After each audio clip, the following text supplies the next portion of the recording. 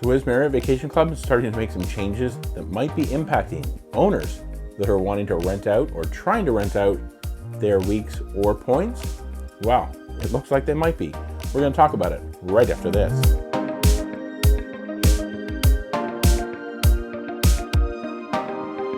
Hello and welcome to Destination Timeshare. I'm Jeremy. Today we're going to be talking about something that we've been noticing about Marriott Vacation Clubs and renting weeks or points. Marriott Vacation Club recently kind of rolled out a new online form to fill out if you're wanting to change the name of the guest who's going to be checking into the resort villa. So this might affect you if you're sending a family member, you're sending a friend to the timeshare that you own or that you've reserved with points. Well, you now need to use this new online form that's on MarriottVacationClub.com. Kind of just showing you right here how you get to it in the website, and essentially have to go in there and fill out a lot of details about the incoming guest, and also to acknowledge a number of disclosures. And I think this is where we might start seeing some changes from Marriott Vacation Club as it comes to renting. Marriott Vacation Club resorts have pretty much mostly had a commercial use clause in the reservation procedures of the resort, and even the underlying documents for that resort, the condo documents that are recorded at the county level when the homeowners association was created.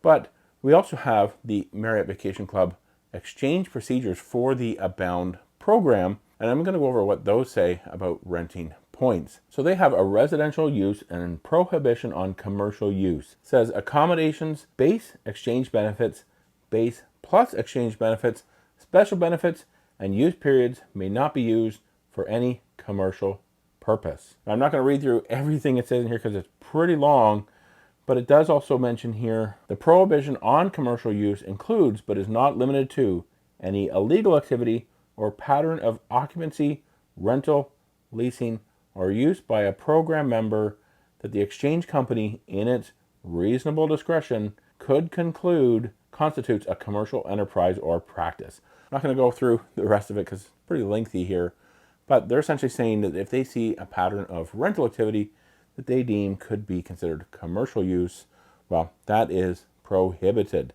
Now, this new form that they created also has similar information there, similar acknowledgement that you have to select and acknowledge to. It says commercial use of accommodations, base exchange benefits, base plus exchange benefits, special benefits, or use periods. Sounds pretty familiar to the last one. Including a pattern of rental activity is prohibited under the Abound exchange procedures and may result in cancellation of reservations. I certify this reservation is not for any commercial purpose and release exchange company and its affiliates from any and all liability relating to or arising from such reservation cancellation. So if you make a reservation, rent it out, and potentially they take issue with it, Marriott Vacation Club that being, and they cancel that reservation, and now you have a guest that made a reservation for maybe $2,000, and you no longer have that reservation to give them, and maybe you spent the money already. You can't give them the $2,000 back, and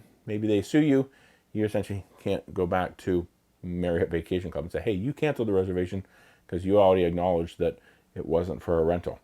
We don't really know how harsh or strict they are going to be in enforcing this new change, but it is something that could potentially be coming down the road. We already know they restricted the number of points you could transfer into an account. So you can now only transfer 20,000 points into an Abound account. I actually did a video about that previously. I will put a link to it right up there so you can go over there and take a look at that. But they are kind of creeping a little bit along to making sure at least they're kind of covering themselves. That for the most part, if you're making reservations, maybe just onesie twosie, you can't use your points this year, or you can't use your week this year, and you need to rent it out. Maybe you make $1,000 on it, or a few $100, or you just cover your maintenance fee. Well, not a big deal. They're probably not really going to be too bothered by that. But if they find out that some people out there are renting maybe hundreds of reservations, dozens of reservations, thousands potentially, are they going to potentially take action on them and go in and start canceling their reservations? Not too sure. I guess we'll find out potentially in the months and years to come. We know Wyndham, they kind of cracked down and have now some strict policies about renting and about changing guest names on reservations for certain times of the year at certain resorts. Will Marriott Vacation Club go the way of Wyndham?